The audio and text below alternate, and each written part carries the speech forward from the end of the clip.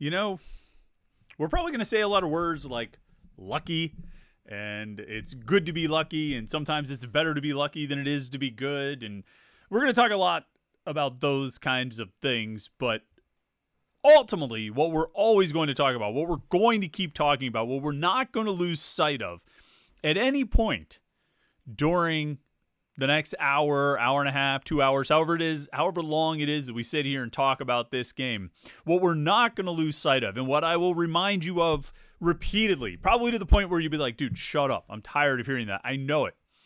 But I am going to constantly harp on the fact of what that second headline says right up there.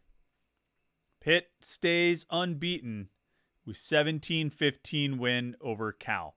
And no matter what else happened, no matter what you saw on the field, no matter how the offense played, no matter how Eli Holstein played, no matter about the fact that Pitt can't cover a tight end, no matter about the fact that Pitt needed an incredible amount of luck, a ton of penalties on Cal, a missed 40-yard field goal, a weird 2-point conversion on the first touch, all these different things that conspired to give Pitt a victory, will never lose sight of the fact that it did, in fact, end in a victory.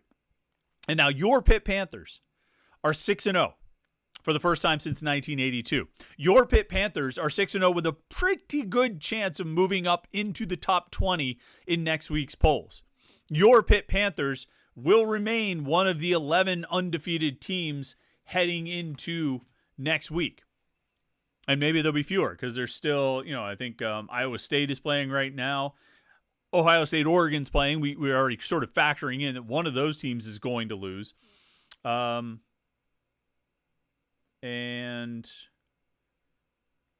BYU already won. So Iowa State's the only other one. So maybe there could be 11 undefeated teams. Or 10, heading into next week. No matter how many there are, whether there's 10 or there's 11, Pitt's going to be one of them. And we are now, my friends, halfway through the college football season of 2024. And your Pitt Panthers have not lost a game.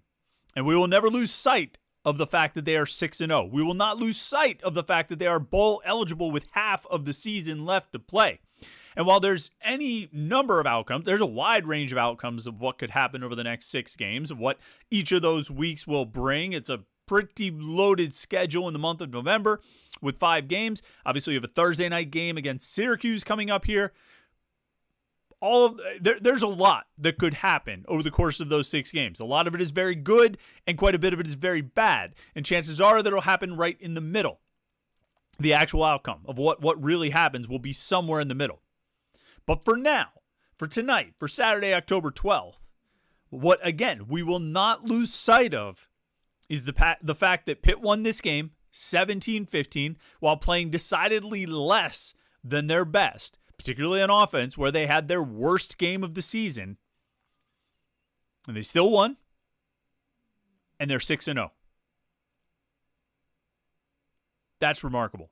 It's remarkable on a lot of levels. Look, if Pitt had gone out there and blown out Cal, or just won by 7 points or 10 points or something like that, any outcome that resulted with Pitt, coming out of this game at 6-0, I would say is remarkable. Because it's been that long since we've seen a Pitt team go 6-0. Because it's still remarkable. All the storylines we've talked about thus far, all the things they talk about on all the TV broadcasts, about the new offensive coordinator and the redshirt freshman quarterback and the Western Carolina transfers and the bounce back from the 3-9 season, all of those things make this start remarkable. And nothing will take away from how remarkable this start is. And so I don't want to lose sight of that.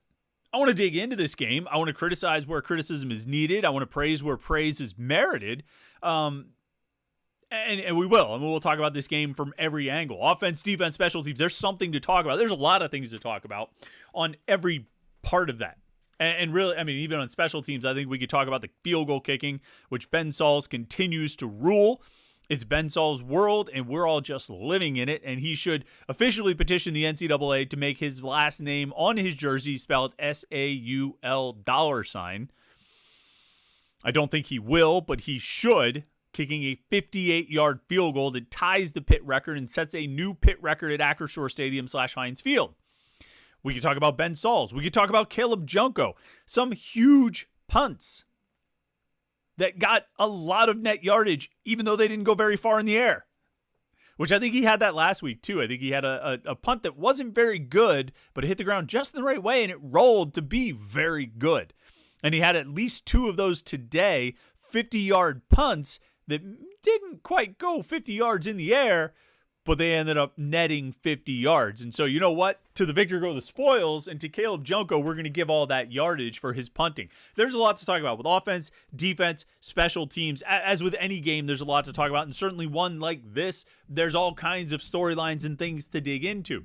But again, and I'll say this before we start diving into our shot and talking about home field and getting all your comments and questions. And look, the comment section is already loading up there on the right side of the screen. Keep them flowing. We're going to be here for a long time tonight. I'm looking forward to it. I've been looking forward to this all day. And, so get your comments and questions in there. If you really have something important to say, and of course, all your comments are important. All your questions are important. But you can be a super chatter, and we'll be sure to get to your comment and your question. Click the little $ at the bottom, and we'll, we will make sure we read it. Make sure we read your comment or answer your question. And so we'll dive into all of that, but I just want to set that out there, that we're not going to overlook the fact that Pitt is 6-0. We're not going to take any win for granted, even if it's 17-15 and it looks ugly. And it doesn't mean you can't be left wanting more. It doesn't mean you can't come out of this game with concerns about the offense. I think that's perfectly reasonable. Personally, I sort of look at 5 games of good offense and even some smatterings here and there today, and I'm not going to let that, I'm not going to let one largely bad performance outweigh all that came before it. Obviously, it raises question marks and concerns heading forward, but I'm not going to. Yeah, you find the balance. You find the balance of the good and the bad.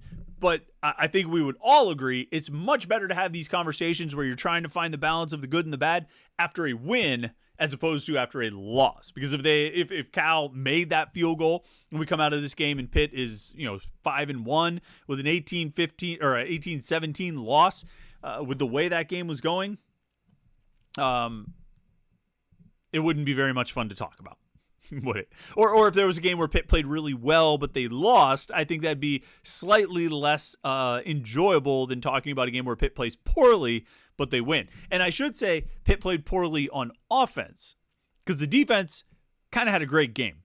Defense gave up, 60-some rushing yards. The defense gave up 2 touchdowns.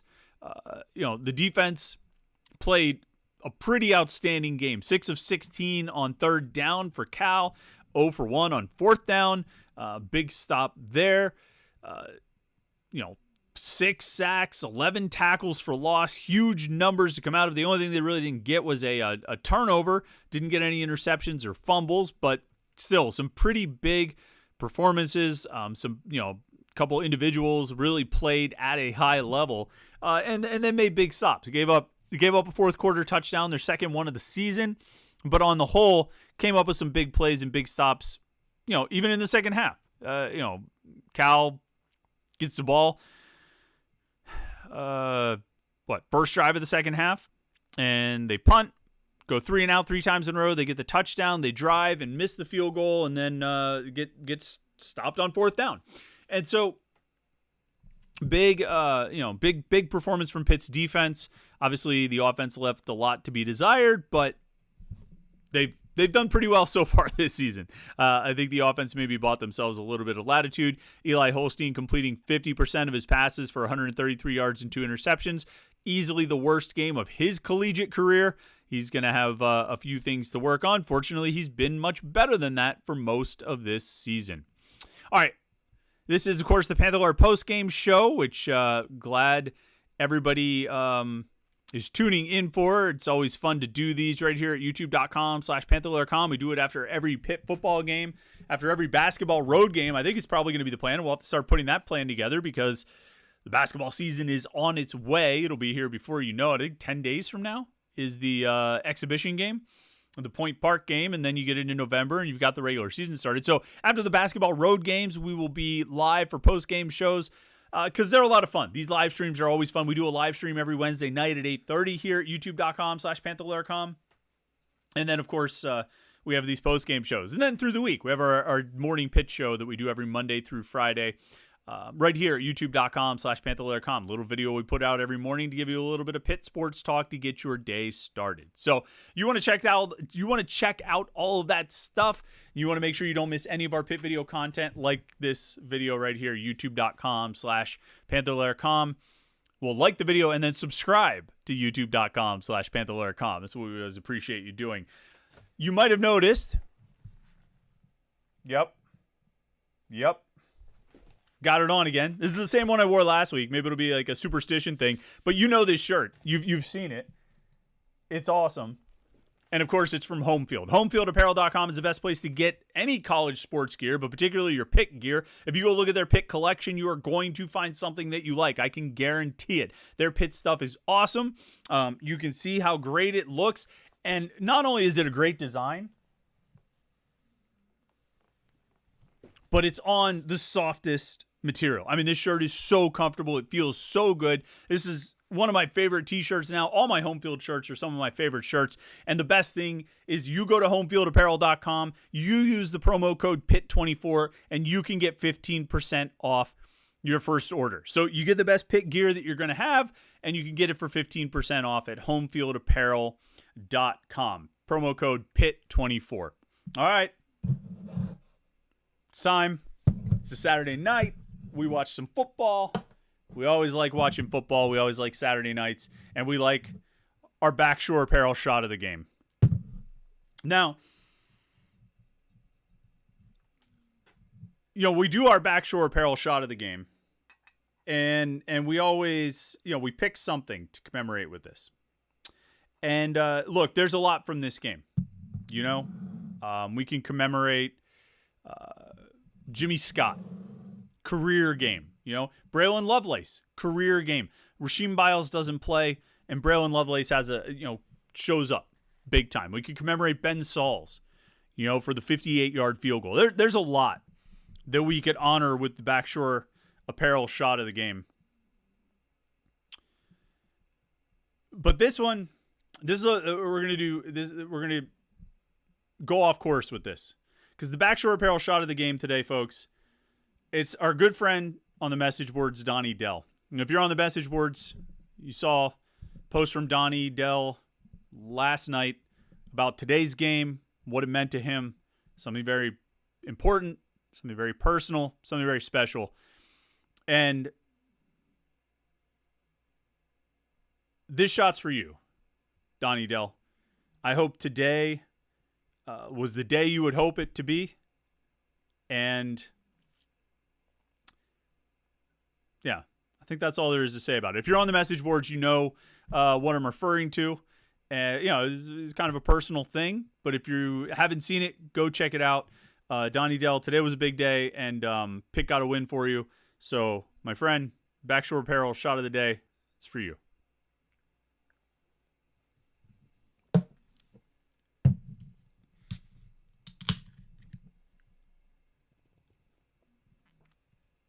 Now, what happened to Eli Holstein?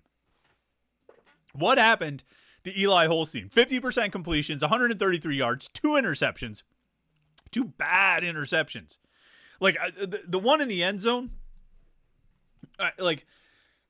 either Kenny Johnson cut off his route and ran it, either ran it wrong or had a miscommunication with Holstein. Or or Holstein just missed Kanate Mumfield. I don't even know who the intended target was.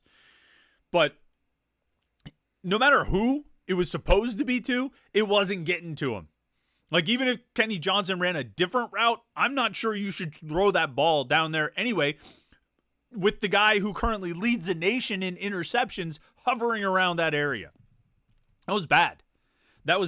And then the interception he threw after that was just as bad, if not worse. And quite frankly, he throws the interception in the end zone, the interception on the next drive, but even before the interception in the end zone, on the first drive Pitt's first drive of the second half, on 3rd and 7, he tries to throw to Jake Overman and almost gets that pass picked off. So that goes as a punt. They punted on their first drive of the second half, interceptions on the second and third drive, and then they punt again on the fourth drive of the second half. It really could have been interception, interception, interception. And Cal ultimately doesn't score after either of those two interceptions, or even the near miss on the interception. I think they went 3 and out after both actual interceptions that happened. But that was a bad sequence. And the reality is, I mean, Eli Holstein has had some near misses on interceptions prior to today. He threw 3 interceptions through the first 5 games, but he had a number of passes that could have gotten picked off and just didn't. And maybe some of those could have changed outcomes of games. So this isn't totally crazy. It's not totally, I should say, it's not totally out of character for Eli Holstein to have thrown these interceptions and make some of the decisions that he made and make some of the throws that he made. There was a post on the message board after the game saying, okay, who knows the X's and O's? Who can tell us who can illustrate what Cal was doing that gave Holstein such fits? And I'm curious to see what people come up with. Obviously, we'll look for our film review from our guy, Josh Hammock, which is always great. Always look forward to seeing what Josh comes up with for the film breakdowns. And I want to see what Cal was doing to try to give Eli Holstein such a rough time. But I really think when you break this game down, you break down the offensive performance, you break down the passing game, and Eli Holstein in particular, there's no one father to these crimes. Like, yeah, Eli Holstein, really bad decisions, really bad throws on the interceptions and the near interception. He had a few other throws that he just sailed. He just missed guys. It was like sometimes, the first half of the Cincinnati game where he just wasn't hitting anything, which incidentally, I think they had like 90-some yards in the first half against Cincinnati. They had like 90-some yards in the second half here today. It was reminiscent of that where he was just missing. He was missing guys high. He was overthrowing them or missing on the routes or just not communicating well. He was just missing his throws. At the same time, I don't know if Cade Bell always made the best play calls. I mean, I still think Cade Bell is really good. I think he did call a lot of really good plays. I think there were times where this offense looked reminiscent of, the points earlier this season where they had been able to move the ball. I think there were times where they took shots and they didn't need to take shots. I think there were, they seemed to be okay at picking up 5, 7, 11, 13 yards, never 9. I don't know why, as I said, 5, 7, 11, 13. I don't know why I skipped over 9, I thought they did well at that. So just keep doing that until you can loosen that Cal defense up and maybe get the look that you want downfield. And they never really got those looks, or maybe they just started forcing it too soon. Like maybe you needed to keep chipping away. Dink and dunk is okay. Dink and dunk can work, particularly when some of those other passes are putting the ball in jeopardy. Now, it was, I guess, the near interception on the pass to Jake Overman, you would probably say was more of a dink and dunk type of throw. The interception on the pass to Poppy Williams was probably more along those lines. So we're not going to say that taking shots downfield was the entirety of the problem, but all the 3 and outs and all the short possessions that they had, a number of them died because of deep passes that fell incomplete. Throws that Holstein didn't make. I think they probably needed to chip away a little bit more. I think they also, and I imagine this is a pretty big topic of conversation, I think you needed to find a little bit more of a running back rotation. And it's strange to say that because of how good Desmond Reed is. I mean, Desmond Reed is the guy who took a 4th and 1 handoff and went 72 yards for a touchdown, right? And so I, for one, am not going to advocate getting him off the field or taking him off the field. But you saw what Daniel Carter did with a couple of carries. Rodney Hammond played like 3 snaps or something like that. He really didn't get a lot of playing time. No, again, Desmond Reed is your number 1 guy. Might be the best player on the team. Or one of, maybe your best player on offense. I would say coming out of this game, he's number 1, at least among the offense. He might still be behind, I keep putting Kyle Lewis at or near the top. I actually, when we did our, rank the top 5 players on the team this past week, I moved Lewis down. And replaced. I had Lewis at number 1. I replaced him with Eli Holstein, and this is the result. Holstein throws for 50, completes 50% of his passes for 133 yards and 2 interceptions. Kyle Lewis has, game high 12 touchdowns. He makes 12 tackles, 1 sack, 2 tackles for loss, gets a quarterback hurry, and is just all over the field. playing like he's been playing all season. So I think Kyle Lewis is the best player on the team. Desmond Reed, I think, is the best offensive player on the team. So I'm not going to advocate taking him off the field often, but I think you probably could have found other opportunities. I think you could have found opportunities for some of the other backs, whether it's Daniel Carter, who, look, I've been probably more dismissive of Daniel Carter than most people have been. I think a lot of people just sort of chalk him up to being a 3-yard in the cloud of dust fullback and all that. And I sort of, even after the Youngstown State game, I feel like I was like, yeah, that was nice against Youngstown State. But once Desmond Reed gets back, that's your guy. And he is your guy. But look, those 2 runs, that was legitimate. I think he just carried the ball twice, right? Let me double check the stats. He had 2 carries for 23 yards. He gets 8 and he gets 15. You can probably do something with that. Now granted, you don't want to take the guy who ran for 72 yards off the field very often, but you can probably do something with Daniel Carter. You can probably do something with Rodney Hammond. And maybe by the time they get to the Syracuse game in 10 days or 11 days or however long it is, maybe by then, or 12 maybe by then Rodney Hammond will be ready to take a bigger workload. And again, I'm not advocating taking Desmond Reed off the field, but I think there are opportunities to get things in the run game, maybe with some of those other backs. Not that Reed can't, but those guys can. And, probably would like to see a little more rotation. Now, that wasn't the reason that, they only scored 17 in this game. That wasn't the reason they got shut out in the second half. That wasn't, the reason was Eli Holstein. I mean, Eli Holstein had the worst game of his college career. It doesn't overshadow the first 5 games, but it is one of 6. And it's relevant that he played really poorly. So we'll keep that in mind. But I do think the running back rotation is something to look at and something to think about going forward.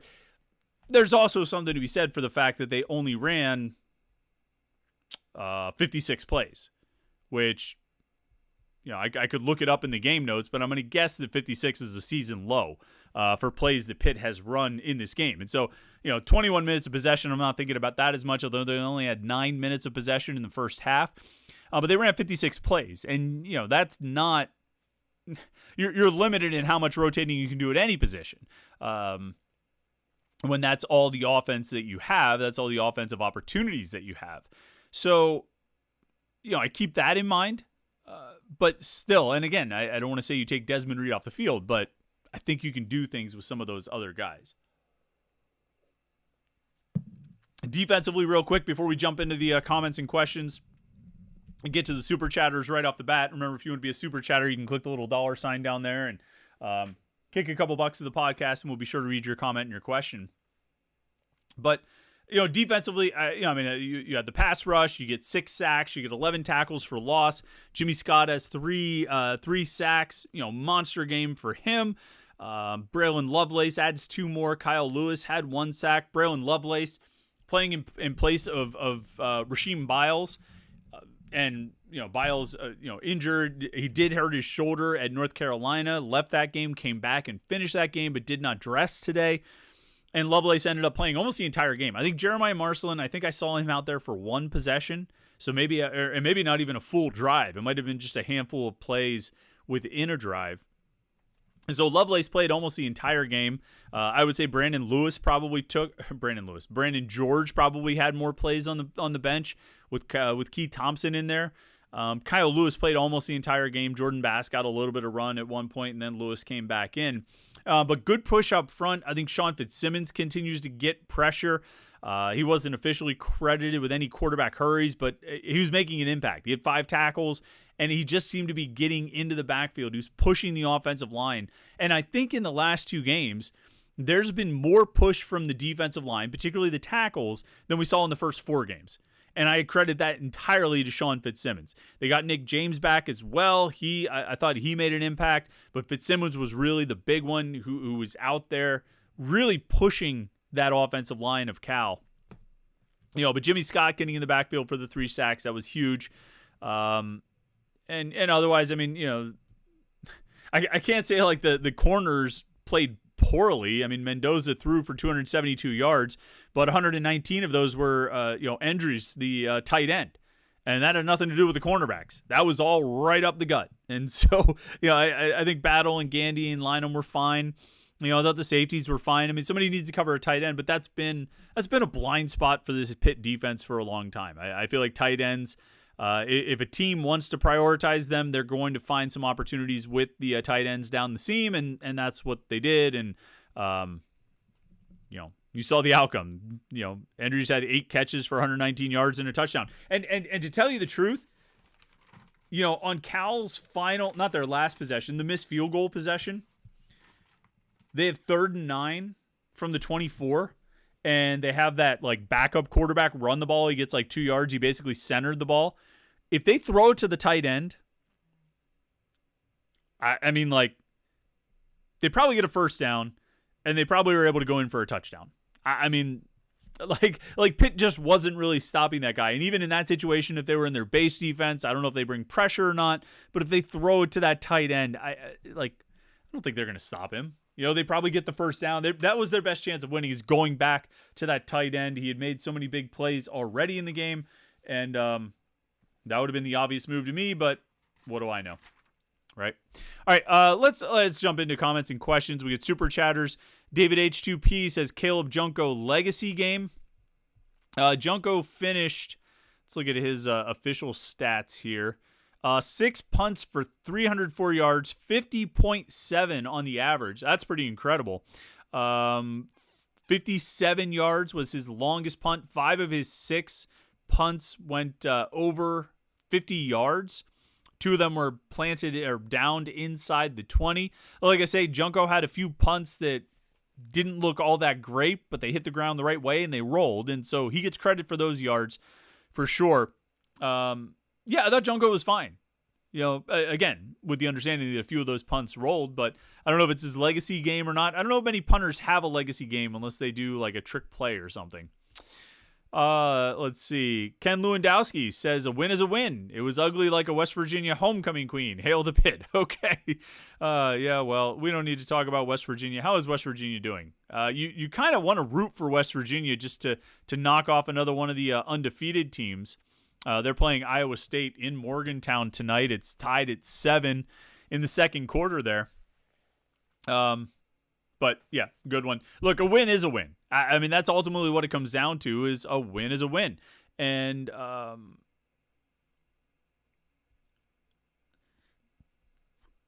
doesn't mean you don't talk about some of those, issues. It doesn't mean you don't talk about some of the reasons that, some of the things that were a concern.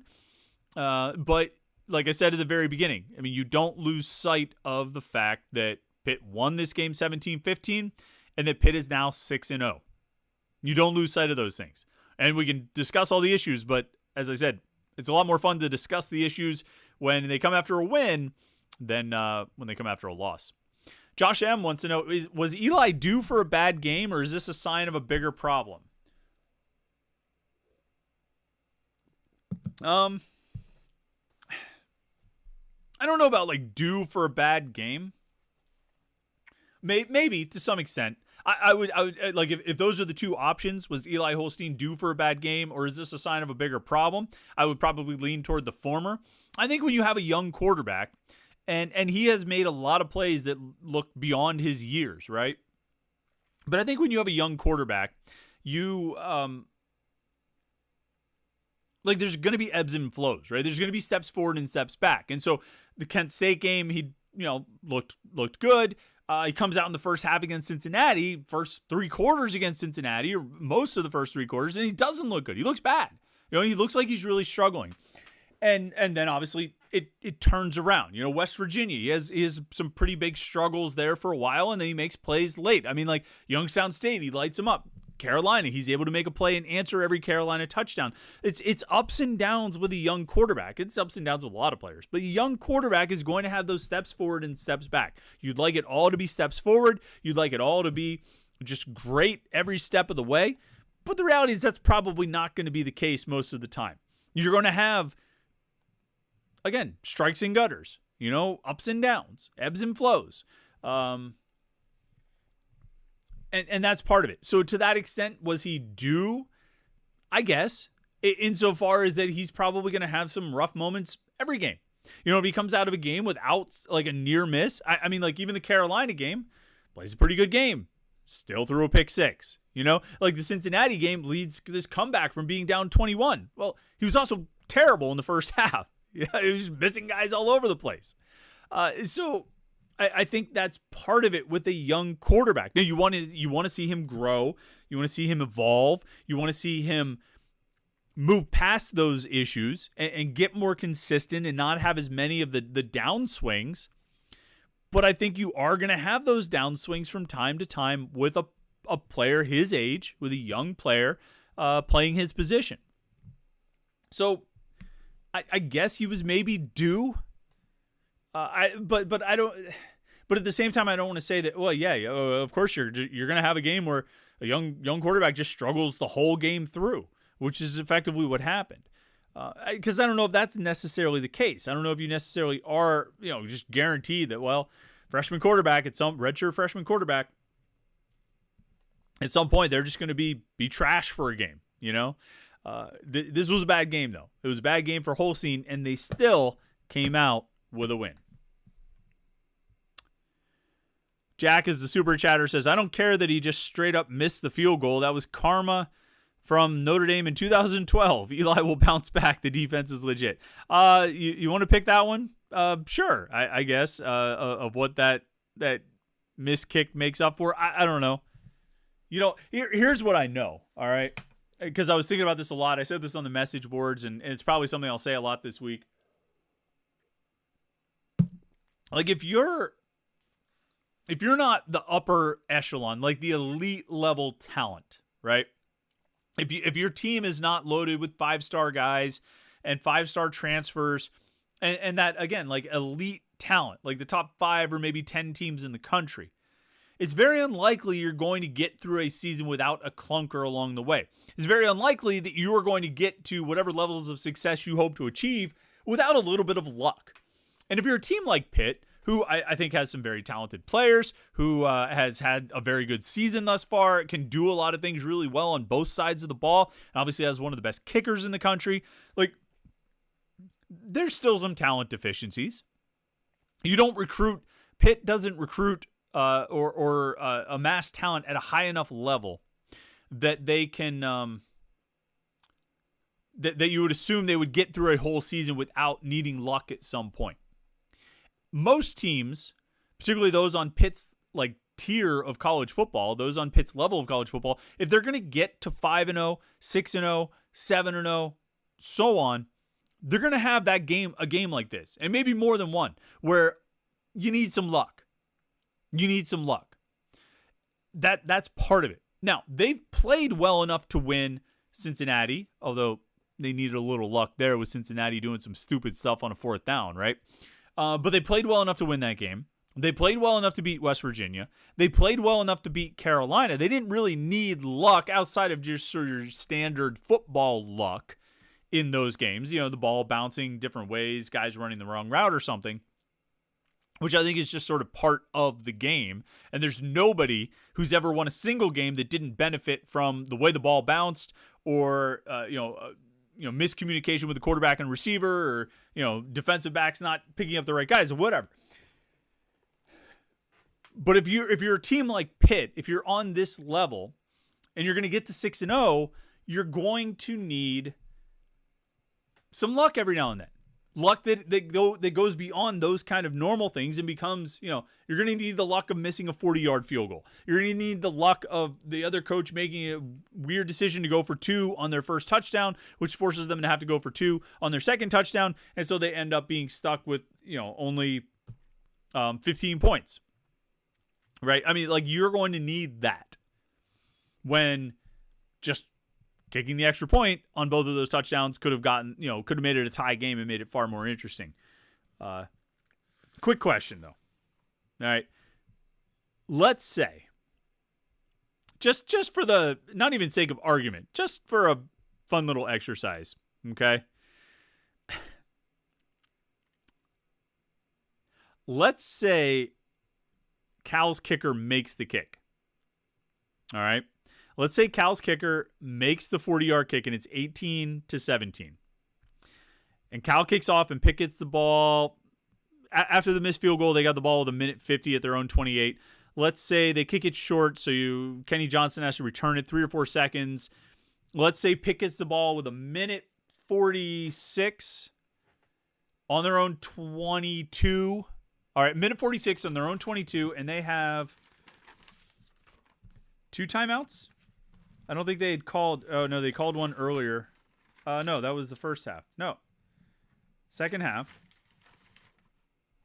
Yeah, Pitt called timeout earlier in the second half. And then they called the timeout before the field goal attempt. So they get the ball with 1:46 on their own 22, trailing by 1 with 1 timeout. Do they win? Given everything you saw for the previous 58 minutes of the game, do they win? I think they do.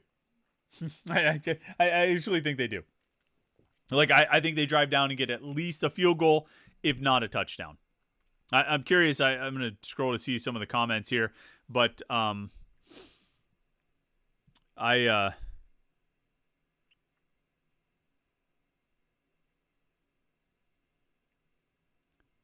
just looking here to see what people are saying.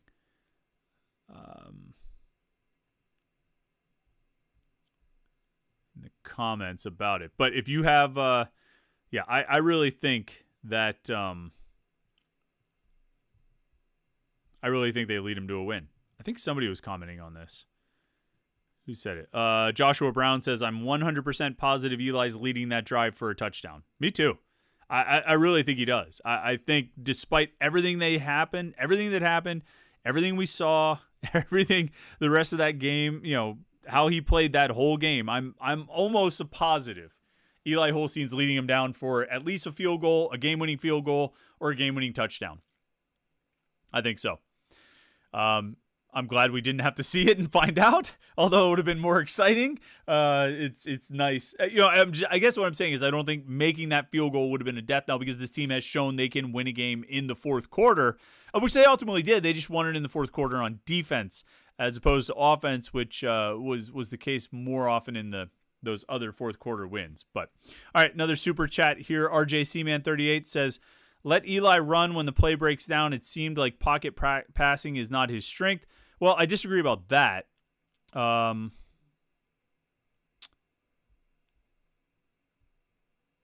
think he's really good, and I think Eli Holstein's really good in the pocket, but he's also good at running, and I don't think there's anything holding him back from running. I mean, he's made a ton of plays with his legs. He came into this game as Pitt's second leading rusher. I'm sure he's going to leave this game as Pitt's second leading rusher. He's a good runner. He didn't seem to use it as much today, but maybe those opportunities didn't open up quite as much today. I think maybe there were, maybe Cal did a better job sort of clogging up those running lanes that he likes to take advantage of. I thought Pitt's offensive line, not to change the subject, but I thought Pitt's offensive line did a good job in this game. They had, let's see how many sacks Cal ended up with. Cal ended up with 2 sacks.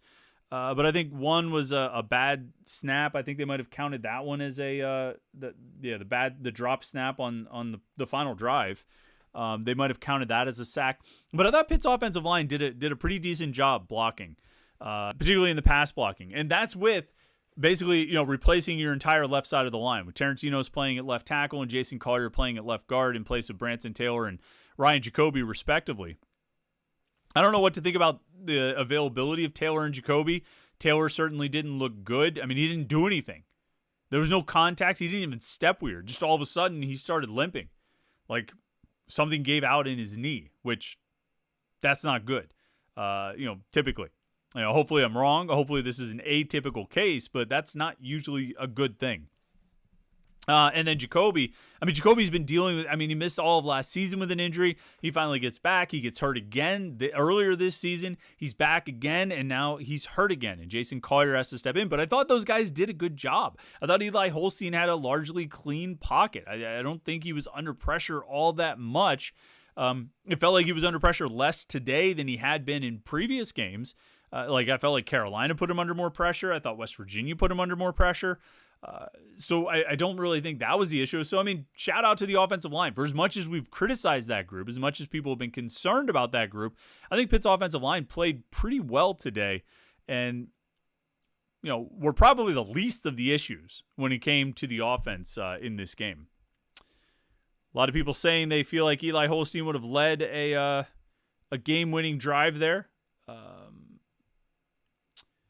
Let's see. Kramer and Hyde is a super chatter, but redacted their comment. Oh, here. Do you think Eli's struggles had anything to do with him not being comfortable with his blind side being reserves for most of the game? I mean, no, not really. I don't think so. I think, first of all, I think he trusts those guys. I think he has trust in Enos and Collier. And second of all, I don't think they were giving up that much in the way of pressures. I mean, we'll see what the numbers end up looking like. We always look at Pro Football Focus of who allows pressures and which offensive linemen give up a lot.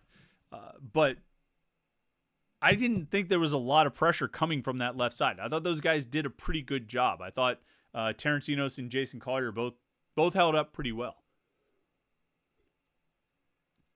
So I don't think that's part of it.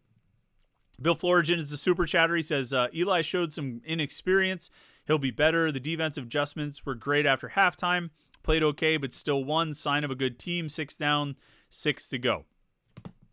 I couldn't agree more. I think Eli Holstein had his struggles. They were similar to some of the struggles he's had at other points this season, but he's been able to get away with it. Today he didn't get away with some of those and didn't have those big plays to sort of offset the inexperienced mistakes. It's probably going to be the case with Eli Holstein. And I feel like my computer's buffering again and, semi-freezing. So I apologize if that's happening again. I know you guys told me that it wasn't happening when I said it was last week. But, I think with Holstein, there is a gunslinger mentality, and he's going to let it fly. And I think he's going to keep letting it fly and just keep throwing. And for better or for worse, I think sometimes he'll throw himself out of the struggles, and then I think sometimes he'll throw himself into some struggles. And that's probably just going to be the situation with him. That's just going to be what it is, and I'm not sure there's much you can do about it.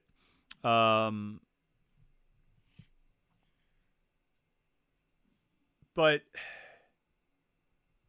you just need to see him keep getting better. You need to see him keep improving. You need to see him keep taking steps forward and being more consistent and getting the ball to the playmakers. And that's what he's done through 5 games. You know what I mean? He did that a lot through the first 5 games, and this last one, not so much. But everybody's entitled to a clunker every now and then, I guess. You only get 12 games, and so far Pitt has played 6, and they've won all 6. So to play your worst game, which Eli Holstein did and this offense did, and still come out with a win, I mean, it's a credit to the defense because they only gave up 15 points, but it's a credit to this team, I think. All right, if you want to be, well, make sure you get to your comment or your question. Click to be a super chatter. My computer is just lagging so much. I don't know what is going on. I apologize for this, guys. I don't know if I have too many things open on my computer. That could definitely be the case. Let's see if I can close a couple programs. Maybe that'll help. Close iMovie and Photoshop and all these different things that are open. There's one that might have been causing some lag. Let me see what else we have open here. That might be it. All right, let's see if that works now. All right, if you want to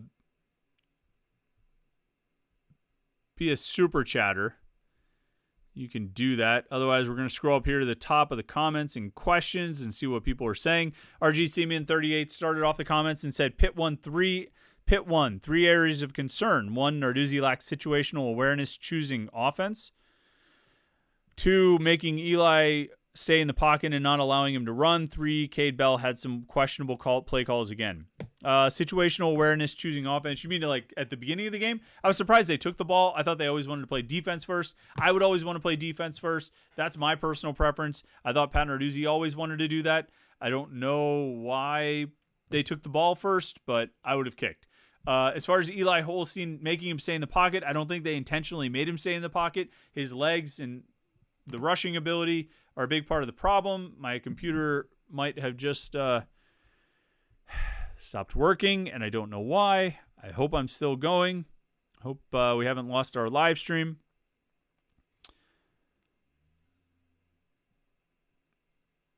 There, I think we're back, and I apologize if we got bounced there. Glovebox23, though, is the super chatter, says, woo, a win. UC Cal 2 tight end down the seam, number 86 maybe. Yeah, it would be nice if they could use Gavin Bartholomew like that, but maybe they're not always going to be able to take advantage of defenses the way that other teams seem to take advantage of Pitt's defense. As far as what else did you say? I lost your initial comment, RJC, man. I don't think they told Eli Holstein to stay in the pocket and not run. I mean, I think that's a big part of his game. That's a big part of why they've been successful. He's made big plays. They're not going to tell him not to run. So I think you're off base on that. And then Cade Bell, questionable calls. I don't know. The hard thing about questioning play calling is, like, you don't know what the play call actually was. So you might say, like, why would you run that? But if you got to see what the call actually was, maybe it was a better idea than it seemed. Now, there are some head scratchers that, and I wouldn't say that Cade Bell's been perfect. I'm not coming off my A grade for him. I gave him a grade of A, before today's game, and I'm not going to drop it maybe to an A minus, but not any further than that because I still think he's been really good this year. Missed some of the comments when my computer reloaded there, so I apologize for that. But I'll just jump into the earliest comment I can see. Green says, stop running a small running back between the tackles of an offensive line that can't block. You have speed, get to the sidelines and open field. Yeah, I tend to agree. I think especially if you're not, if you don't have a great run blocking offensive line, and I think Pitt's is okay. I don't think they're great, but if you don't have a great run blocking offensive line, I don't think going between the tackles is a great idea. I think you need to be, smart about what you do. You have to take advantage of your players' talents. Desmond Reed obviously has speed. Now, they ran between the tackles on his 72-yard touchdown run on 4th and 1. Great block by B.J. Williams and Ryan Baer. Those guys really opened a hole there. But all that movement and window dressing, I think, was a big part of it. They motioned 3 guys from the right to the left, drew most of Cal's defense over to that side, and then ran it to the right. So you ended up with, Williams and Baer just basically had to take out 2 or 3 guys, and there was a big hole, and there was no one there to catch Desmond Reed. So, it was a great play design. It was a great play call. It was certainly a ballsy move to go for it in that situation at the 28. Go for a 4th and 1 from the 28. That's nervy. But it was, it was one of those sort of beautiful spots, beautiful situations where you call a thing thinking, boy, the best possible scenario is that this happens, that we send those 3 guys in motion, the defense overshifts to that side, and then we only need to block 1 or 2 guys. There's nobody else out there to stop it, and we go 72 yards for a touchdown. But that's like the 1% option. Well, it just so happened on that play, the exact thing that you would dream of happening if you're Cade Bell actually happened, and you get the result that you got. And so, it was still, I think it was a good play call. I think it was a nervy decision to go for it in that spot, but it was a good play call, I think, from Cade Bell. We were talking about running between the tackles. If you're going to run, if you're going to run anybody between the tackles, you need to be able to block well. If you're going to run a smaller back between the tackles, you really need to block well. You need to open those running lanes, and Pitt doesn't always do a great job of that. Desmond Reed is such a weapon as a pass catcher that, what did his touches end up today. He had 16 carries, 1 reception. I would probably, like, if you want to give him 16, 17 touches in a game, I'd be okay with that, with a split of like 11 carries and 6 catches or something like that. Like, really, I think you can get him that involved in the offense, and he should be that involved in the offense, and he's going to make a lot of plays. If you gave him, 11 carries and 6 receptions, I bet he ends up with more than, how many yards did he add? He had 120 rushing and 19 receiving. So he ended up with 139 yards. I bet, 139 yards on 17 touches. I bet if those 17 touches are 11 rushing attempts and 6 catches, I bet he ends up with more than 139 yards. So, he's just such a weapon. You got to get him the ball however you can. If it's running outside, if it's catching a pass outside, whatever it may be, you got to get him the ball. All right, let's see.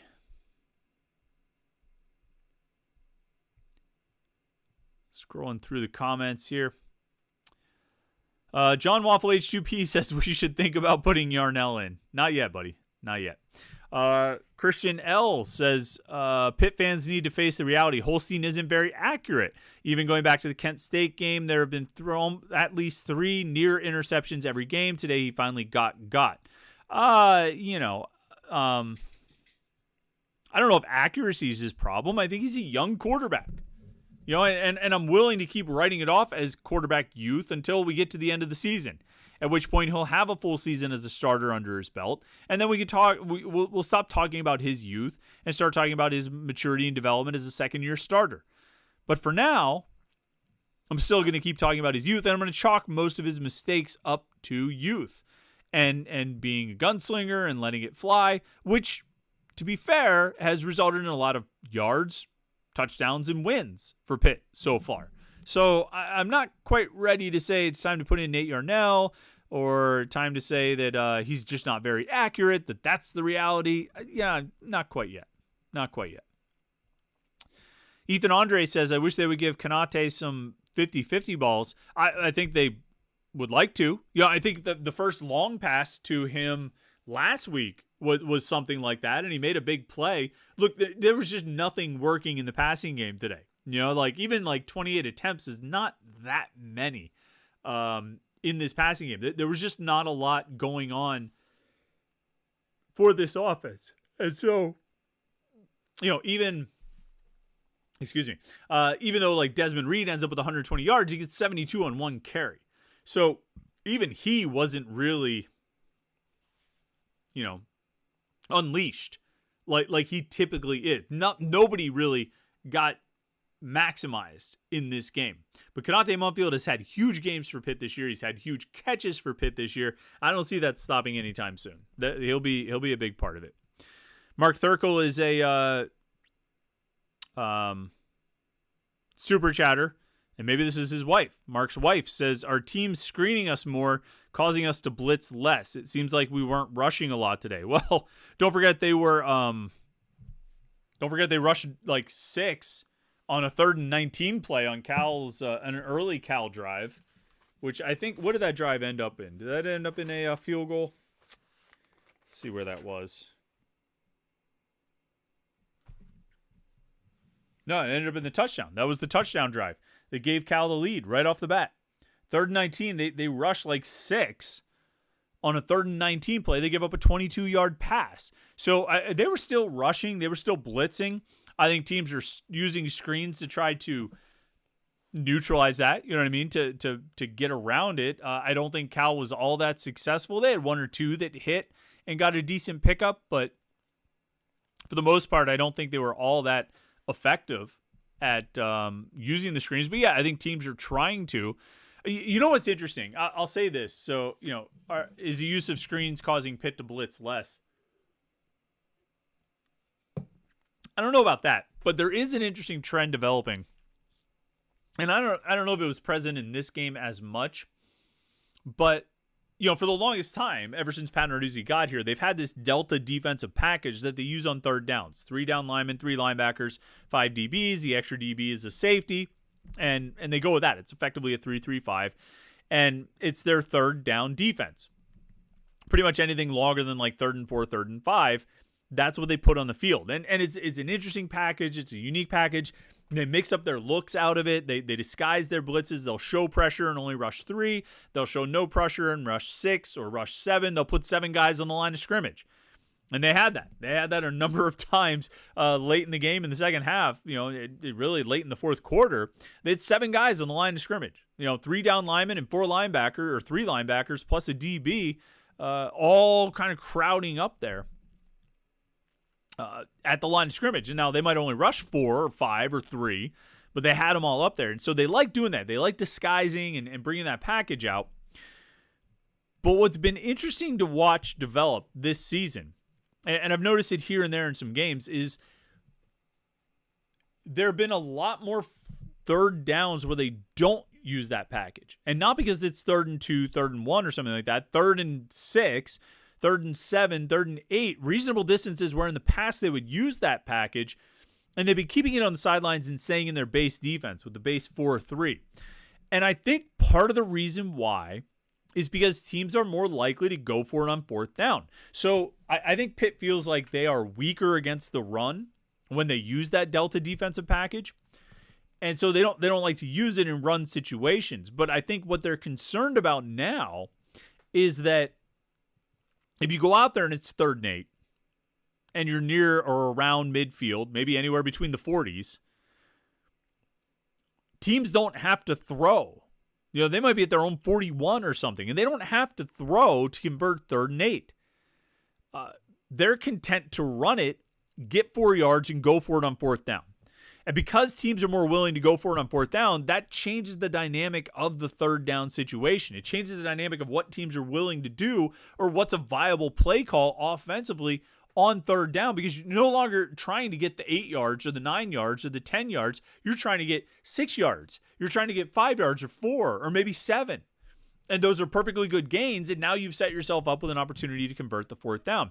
And you can get some of those gains. You can get the 4-yard gain or maybe the 5 if you run against a pass defensive look. So if you run a draw handoff or a toss or any kind of running play against Pitt's Delta defense, I think the Pitt coaches feel like they're giving up something. I think the Pitt coaches feel like that's a vulnerable defense against a run. And so the Delta is really designed to be a pass defense because of the blitz, the pressure package that's sort of part of it.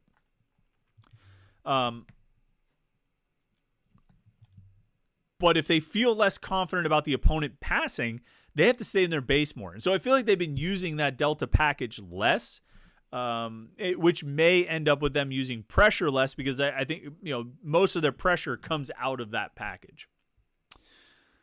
All right, let's see.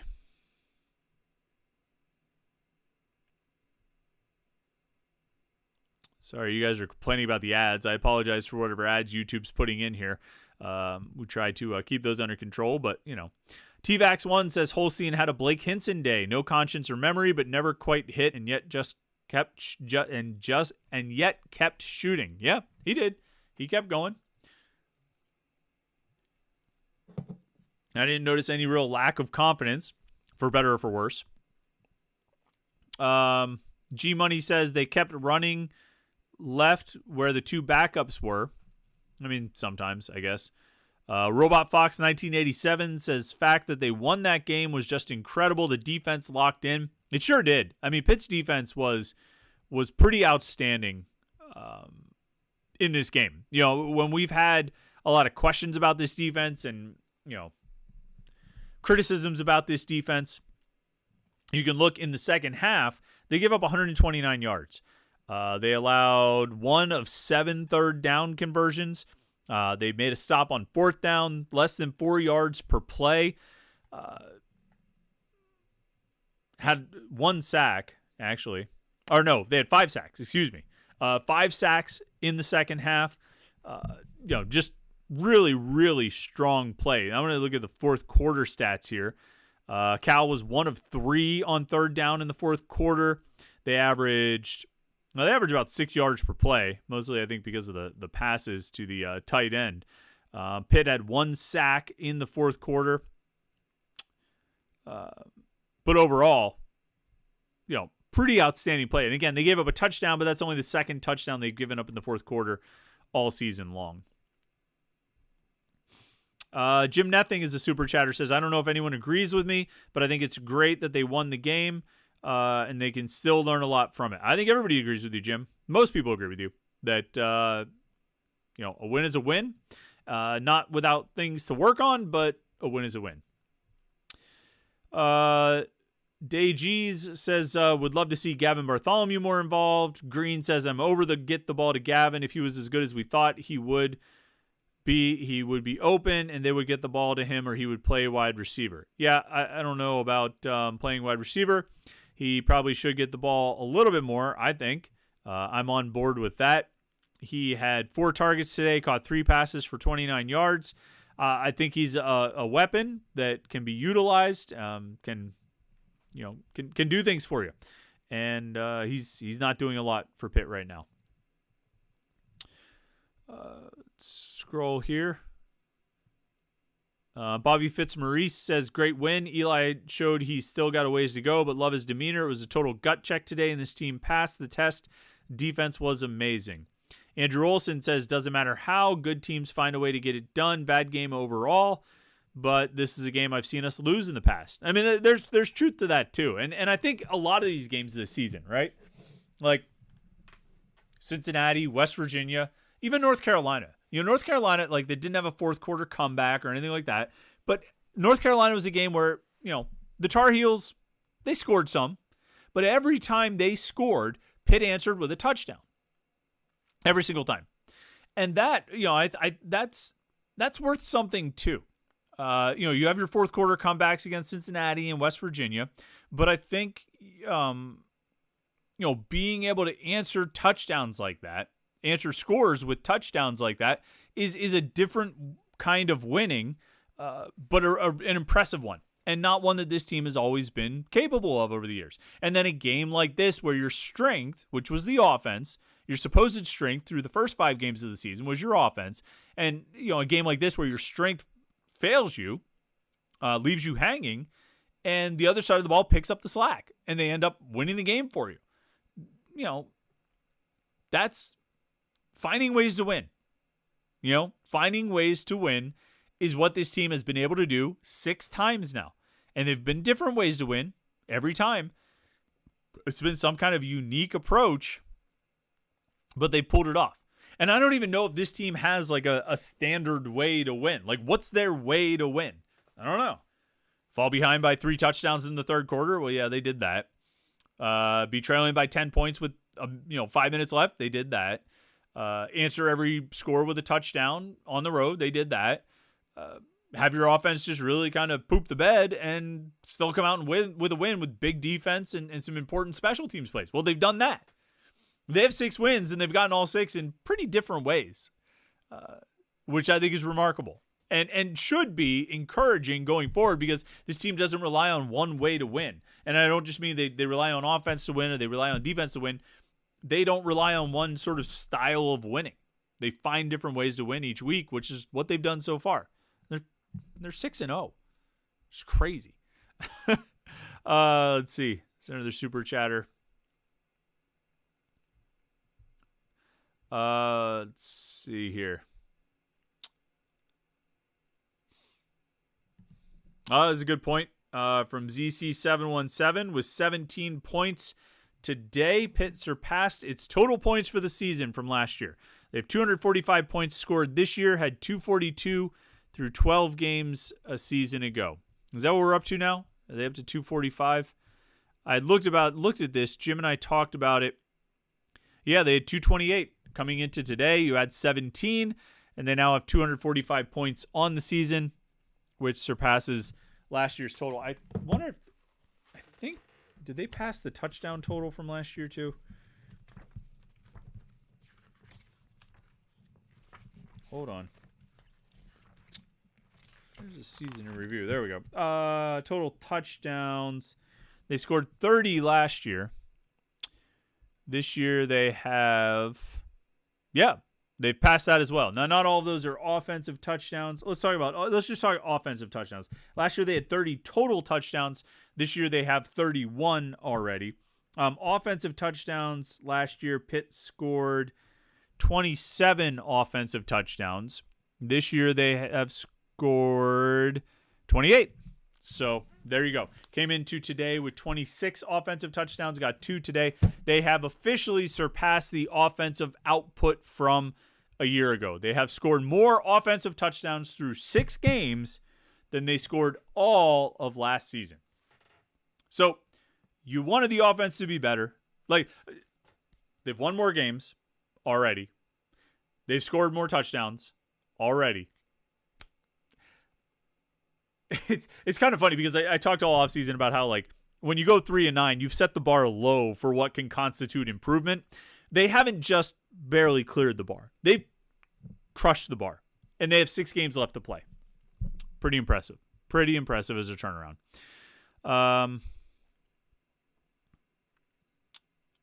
Robot Fox 1987 says that tight end was just wide open all game. You know, it seems like that happens against this defense sometimes. There are just teams that have a good scheme to get open opportunities for the tight end. I think Cincinnati probably had more than they even utilized. You know, I think Cincinnati could have had that tight end open a lot in that game. He already was open a lot in that game, and I think they could have even gotten more out of him. Obviously, Cal had a good plan for it. Christian L says, biggest thing we are forgetting, this was a Cal team without their best player, Jaden Ott. I don't think that's the biggest thing we're forgetting. First of all, he wasn't even their leading rusher. All right, he was a very good player. He had a big play against Miami, but I don't know. Would he have stopped? Could Jaden Ott block Jimmy Scott? Could Jaden Ott pick up Kyle Lewis? Could Jaden Ott tackle Desmond Reed on the 72-yard touchdown run? I mean, probably if he was on the field, but he wasn't because he plays offense. I don't think that's the biggest thing we're forgetting. I'm sure there's something bigger than that. Let's see. Damian Williams says Pitt now knows they can win if Eli has a poor game. Yep.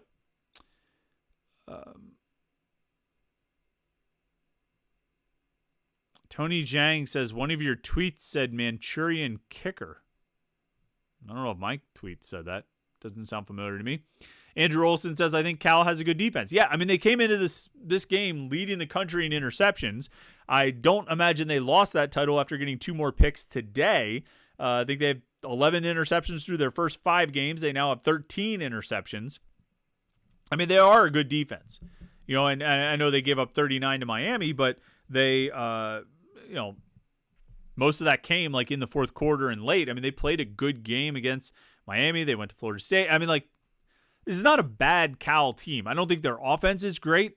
I think they found some good plays that they were able to make offensively against Pitt, but I don't know if their offense is great. But it's not a bad Cal team.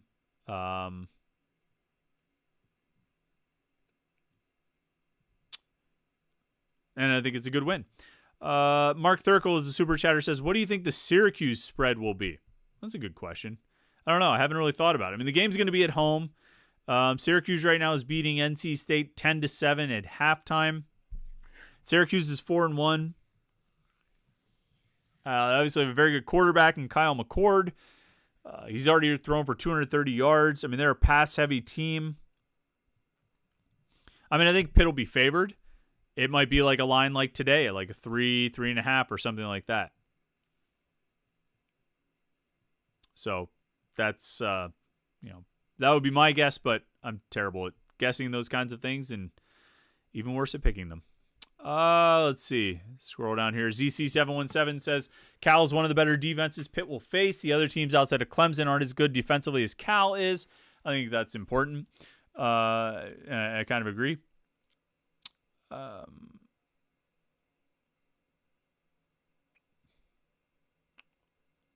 This is interesting. Joe New says, nearly unwatchable game. FCS level play. 2 bad teams. Yeah, well, one of those bad teams had to win. And fortunately for you, it's the one that presumably you're a fan of. And that team is now 6-0. Joe New follows up, says Pitt will get their teeth knocked out when they finally play a good team. All right, let's pretend like this is. Let's pretend like you're right about this. Okay, let's pretend like Pitt is bad, and when they finally play a good team, they're just gonna be they're gonna be in for it. They're gonna be in for it. So who's the good team that's going to kick Pitt's teeth in? Because up next they have Syracuse. They're fine. They have a good offense. Kyle McCord, I think, is playing really well. So that's going to be a challenge. They go to SMU. All right. That looks like that's going to be a pretty challenging opponent. They're going to get their teeth kicked in? I don't know, maybe. And they have Clemson. Clemson looks like they might actually be a good team. Okay. And they finish up at Louisville and at Boston College. Now, are Louisville and Boston College good enough to kick their teeth in? Let's say even one of them is. That means Pitt finishes 9-3. You might be a bad team and go 9-3. I don't think that's possible. And I'm guessing, I don't know. I'm not going to make predictions on the end of the season and what the record will be, but computer's freezing up again. It's really frustrating when this happens. Let me tell you guys. Angry Marsupial is the super chatter. Says Cal dropped lots of 7 and 8 in the secondary and forced Pitt's hand offensively. Is that a blueprint, and how do you adjust?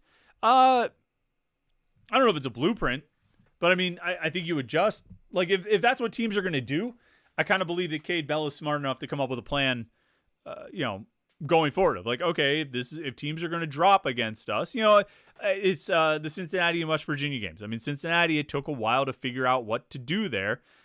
With the way they were defending and dropping and all of that.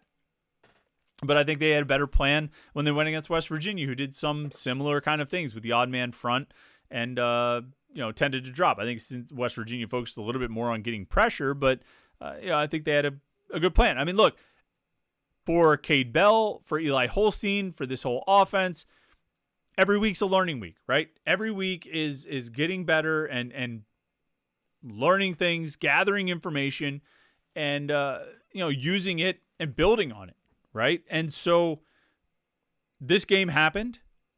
I think they probably learned a lot. I think they got a lot of information about themselves, about the things they need to work more on, the kinds of plays they need to have more of, and I think it'll help them going forward.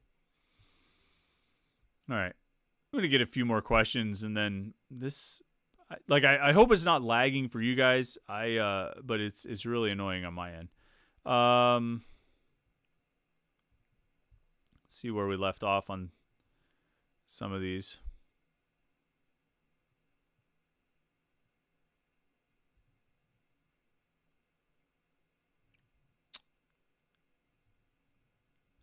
I'll scroll through here. Talk is Pitt says a win is a win, but I feel Pitt coaches held back the playbook. I don't know about that. I don't know if they held back the playbook. I don't know why they would hold back the playbook. I mean, you're playing a conference game. You're trying to get to 2-0 in the ACC, trying to get to 6-0 overall. Why would you hold something back? I don't really see that. T-Man says they would have only needed 40 yards or so to get into field goal range. That field goal from Ben Sauls would have been good from 68. Yeah, So I think this comment was posted when I asked the hypothetical of whether, if Cal made that 40-yard field goal, what kind of confidence would you have in Pitt being able to drive down and get the game-winning field goal or game-winning touchdown? I said I would be fairly confident. I think that's where this comment is coming from. And I think this other comment, too, is coming from there, too, says Voodoo IPA says Eli had a rough day. I'm confident Nate would put them in field goal range if needed. I don't think they're switching to Nate Arnell anytime soon, guys. I just don't see that. So, all right. Let's scroll through here. All right, Jim Nothing says it's not lagging for him, so I hope you're right. Yeah,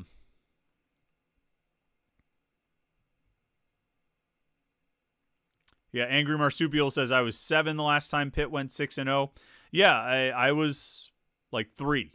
I was born in 1979, so the last time it happened was 1982. It's been a while since Pitt was 6-0, but here they are. pretty strong offense through the first 5 games, a defense with some question marks through the first 5 games. And then in game 6, offense had a real lag, and the defense played, I think, really well. They gave up 15 points. Like, yeah, did they get beat by the tight end down the seams and down the middle a bunch of times? Yeah, but they gave up 15 points. I can't give the defense a hard time on this one. They won this game. And now Pitt's going into another off week. They get an off week to do a little recruiting and probably, a little planning and self-scouting and all of those things to get ready for not this Thursday, but next Thursday when they host Syracuse at Acrisure Stadium. It's going to be a late night for all of us, but we will be live after that game. That's right. We will be live after the Syracuse game that Thursday night, that early Friday morning. We've done these before. After the West Virginia game, we were up until like 3 in the morning, 2:30 in the morning or something like that. So it's interesting. Never know who's going to stay up that late on a school night, but we'll be there, and hopefully you can join us as well. Listen, do me a favor, like this video and subscribe, youtube.com/Panther-Lair.com. That way you won't miss any of our Pitt video content, either our the morning Pitt videos that we do every day of the week, Monday through Friday, or our live streams that we do on Wednesday night at 8:30 p.m. or after the Pitt football games right here at youtube.com/Panther-Lair.com. So like this video and subscribe, youtube.com/Panther-Lair.com. Don't forget to check out homefieldapparel.com with the promo code PIT24. I'm going to head over to Panther-Lair.com, continue all these conversations on the message boards, and post some more content. Get all your post-game coverage. It's at Panther-Lair.com, Pittsburgh.arrivals.com. Pitt's got off next Saturday, so we won't have a live show. Our next live stream will be Wednesday night for the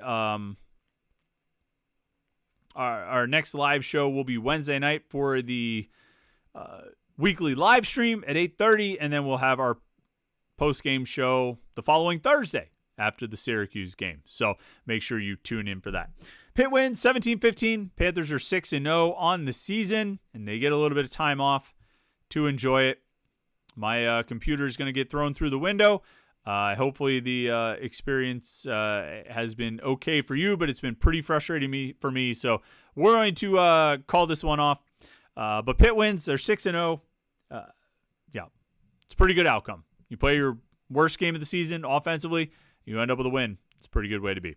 All right, like this video and subscribe, youtube.com/Panther-Lair.com, and we will catch up with you on Monday morning for the Morning Pit right here on youtube.com/Panther-Lair.com.